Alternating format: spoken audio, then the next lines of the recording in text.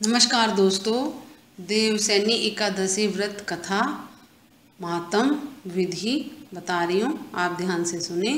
आषाढ़ मास में शुक्ल पक्ष की एकादशी देवसैनी एकादशी के नाम से जानी जाती है। यह व्रत इस वर्ष 4 जुलाई मंगलवार को है। इस दिन भगवान श्री विष्णु का एक स्वरूप 4 मास के लिए पाताल लोक में निवास करता है और दूसरा स्वरूप क्षीर सागर में शयन करता है। अतः इन 4 मासों में किसी भी प्रकार के धार्मिक कार्य नहीं किए जाते, न ही कोई वैवाहिक अनुष्ठान होता और न ही किसी प्रकार का शुभ कार्य होता है। देवसैनी एकादशी को पद्मा एकादशी, हरिशयनी एकादशी, प्रबोधिनी आदि नामों से भी जाना जाता है। कई स्थानों में इस एकादशी को आषाढ़ी एकादशी भी कहते हैं। इन 4 मासों में केवल ब्रज की यात्रा का विधान है। ऐसा माना जाता है कि चतुर्मास में सभी देवता ब्रज में एकत्रित होकर निवास करते हैं।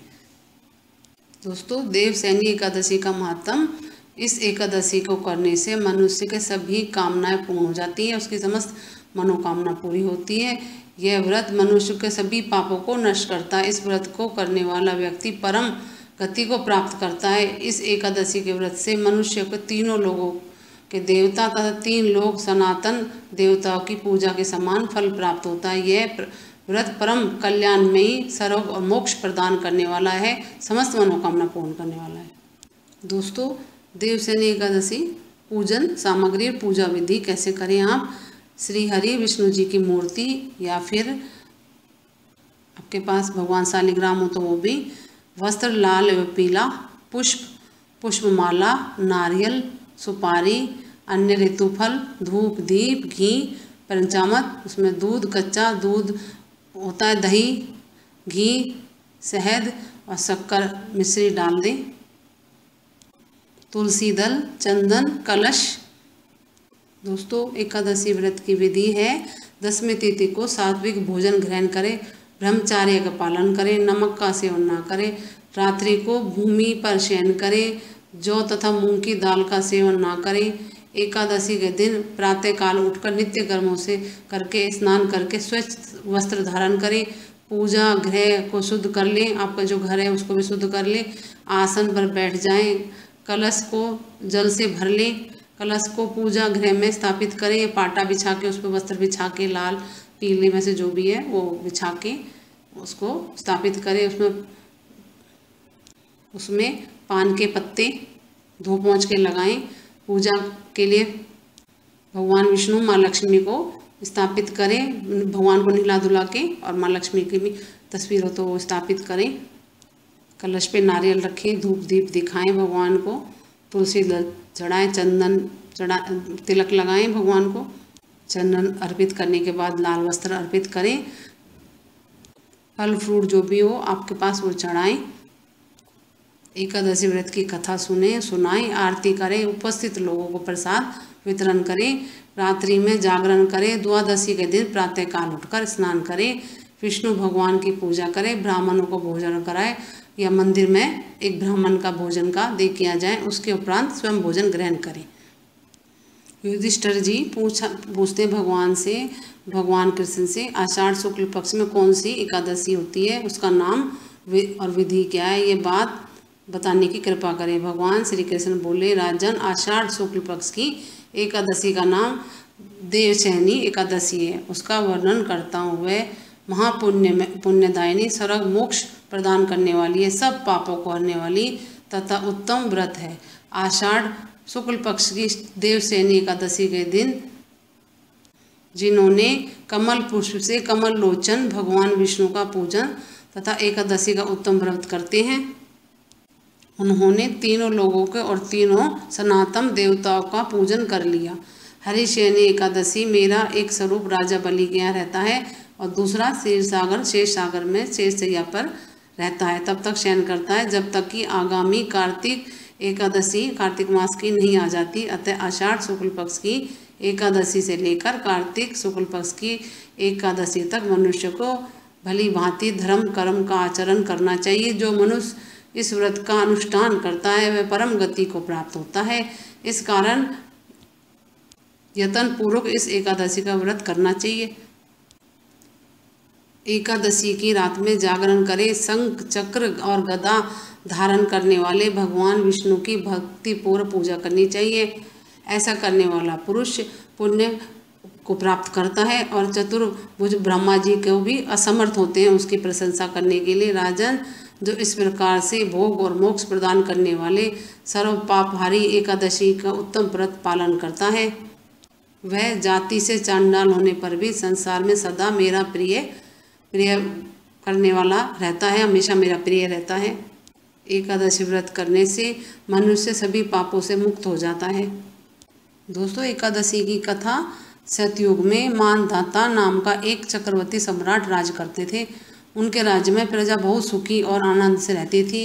एक बार उनके राज्य में लगातार 3 वर्ष तक वर्षा न होने के कारण भयंकर अकाल पड़ा। प्रजा व्याकुल हो गई। इस दुर्भिक्ष से चारों ओर त्राही त्राही मच गई। धर्म पक्ष, यज्ञ, हवन, पिंडदान तथा व्रत आदि सब में कमी आने लगी। प्रजा ने राजा के दरबार में जाकर अपने देवता की और अपने वेदना की दुहाई दी। राजा ने कहा, आप लोगों का कष्ट भारी है, मैं प्रजा की भलाई हेतु पूरा प्रयत्न करूंगा। राजा इस स्थिति को लेकर पहले से दुखी थे। वह सोचने लगे कि आखिर मैंने कौन सा पाप कर्म किया है जिसका दंड मुझे इस रूप में मिल रहा है। फिर प्रजा की दुहाई तथा कष्टों को सहन न करने के कारण इन कष्टों से मुक्ति पाने के लिए कोई साधना करने के उद्देश्य से राजा सेना को लेकर जंगल की ओर चल दिए। जंगल में विचर करते करते एक दिन वह ब्रह्मा जी के तेजस्वी पुत्र अंगिरा ऋषि के आश्रम पहुँचे और उन्हें साधारण प्रणाम किया। सादर प्रणाम। मुनि ने उन्हें आशीर्वाद देकर कुशल पूछा कि आप कैसे हो। फिर जंगल में विचरने पर अपने आश्रम में पहुंचाने का अप्रिय जो भी अभिप्राय जानना चाहा। तब राजा ने हाथ जोड़कर कहा, महात्मन, सब प्रकार से धर्म का पालन करते हुए भी मैंने अपने राज्य में दुर्भिक्ष का दृश्य देख रहा हूँ। मैं इसका कारण नहीं जानता, आखिर क्यों ऐसा हो रहा है। कृपा करके आप इसका समाधान मेरे को बतलाइए, मेरा संशय दूर कीजिए। यह सुनकर अंगारिक ऋषि ने कहा, हे राजन, यह सतयुग है, सब युगों में श्रेष्ठ है और उत्तम माना गया है। इसमें छोटे से पाप भी बड़ा भारी फल मिलता है। इसमें लोग इस टाइम पे ब्रह्मा जी की उपासना करते हैं। इसमें धर्म अपने चारों चरणों में व्यापक रहता है।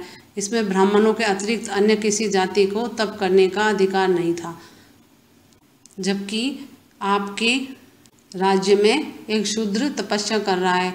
यही कारण है कि आपके राज्य में वर्षा नहीं हो रही है और जब तक उसकी जीवन लीला समाप्त नहीं होगी तब तक यहाँ पर आपके राज्य में वर्षा नहीं होगी।